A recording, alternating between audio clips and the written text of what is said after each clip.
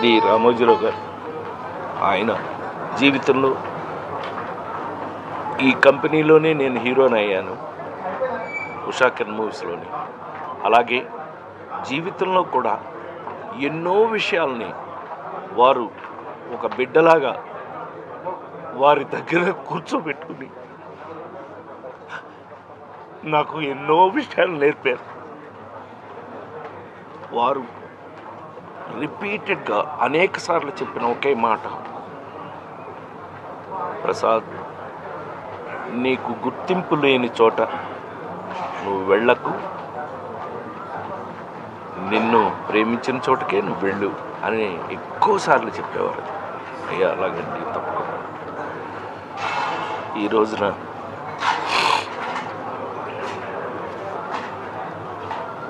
జాతస్యహు మరణం ధ్రువం అని అందరం వెళ్ళిపోవాల్సిన వాళ్ళ పెద్ద ఆయన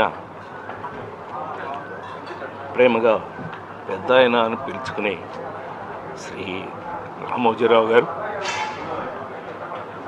దైవ సన్నిధిలోకి వెళ్ళిన సందర్భంగా వారు నిజంగానే ఒక మాటని మాత్రం మనం గుర్తు చేసుకోవాలి.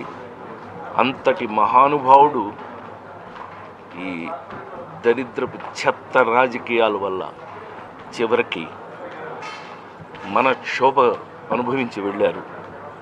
అది భగవంతుడు చూసుకుంటాడు, డెఫినెట్ చూసుకున్నాడు, భగవంతుడు చూసుకున్నాడు. కానీ ఆయన